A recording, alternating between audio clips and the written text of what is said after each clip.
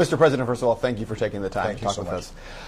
When you signed the National Defense Authorization Act into law, you issued a signing statement at that time that said you would not use that power for indefinite detention on Americans. You understood the concerns that people had. A judge earlier this year issued that the administration couldn't use those powers because it's unconstitutional. So why are the government's own lawyers fighting that judge's order, the injunction in particular? Well, look, the basic principle here is, number one, my first job is to keep the American people safe.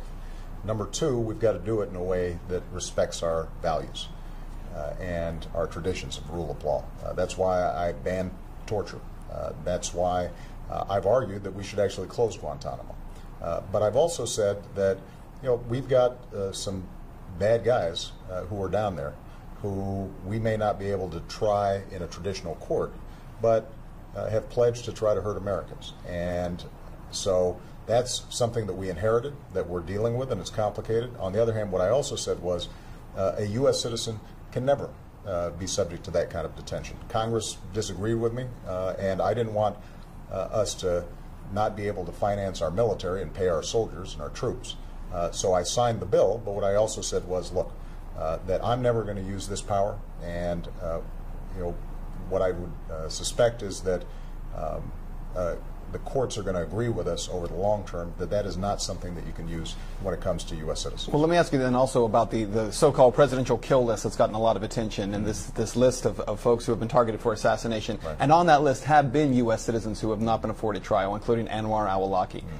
How do you, as president, or any president for that matter, regardless of party or person, utilize that power to assassinate even U.S. citizens? Well, first of all, you're basing this on reports in the news that have never been confirmed by me, and I don't talk about our national security decisions in that way.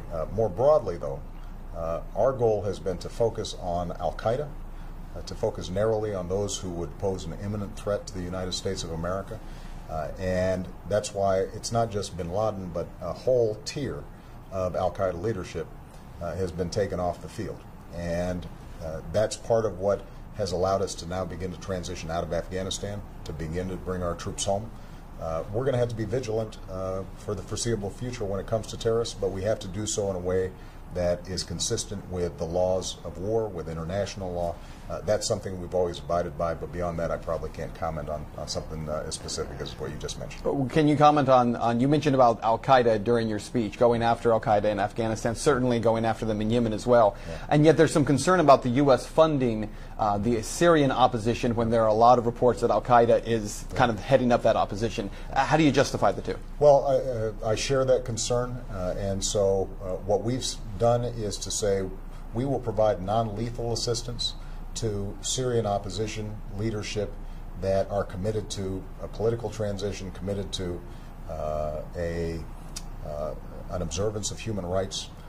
We're not going to just dive in and get involved with a civil war that in fact involves some elements of people who are genuinely trying to get a better life, but also involve some folks who would over the long term do the United States harm. So Syria is a tough situation, but this is an example of a broader foreign policy that I've tried to implement that is practical, that applies common sense, that says we can't solve every problem or throw our troops into harm's way every time there's a situation in the Middle East. What we have to do is selectively say, what is it that is most important to protect U.S. persons, U.S. property, our bases around the world, and how can we help those forces that care about human rights, those forces that are seeking democracy. We want to encourage them. In some cases, like Libya, we're able to make a difference. Syria is a more complicated situation, and we're trying to work with the international community to see if we can bring about Assad leaving, and we can bring about a more peaceful resolution of the problem. And you did mention one more. You did mention in the speech as well about Afghanistan, and yet while we do see a drawdown of troops, we're talking about at least 10 more years there being spent in an advisory role. And yet we continually see these Afghan soldiers and policemen turn their weapons on our soldiers. Is it worth it for us to retain American lives there, Americans who are being killed by these Afghan soldiers they're supposed to be training? Shouldn't we just bring all those troops home, or do we stay another 10 years? Well, keep in mind, we're not planning to stay another 10 years. This war will be over in 2014. What we've said is we'll partner with Afghans, just as we partner with a whole bunch of countries all around the world. the recent spate of what are called green on blue attacks, where folks who are at least in Afghan police or military uniforms end up attacking us, is something that's deeply troubling, and our Joint Chiefs are spending a lot of time on. Keep in mind, though, there are 300,000 Afghan soldiers that are partnering with us. And so even one attack like this is one too many. But it's absolutely not true that what we're seeing is generally antagonism with Afghan forces. In fact, they welcome and are very interested in us training them so that they can be responsible for their own security. And the sooner we can accomplish that, the better off we are. But my intention is we are going to have our combat troops out of Afghanistan by the end of 2014. And this is a contrast among many that I've got with the other party. Governor Romney hasn't been clear about what exactly his plans are when it comes to Afghanistan. He criticized me about ending the war in Iraq, as I did. I think the American people understand that after a decade of war, our soldiers, sailors, Marines, airmen, Coast Guardsmen, and their families have made enormous sacrifice. They've carried an enormous burden.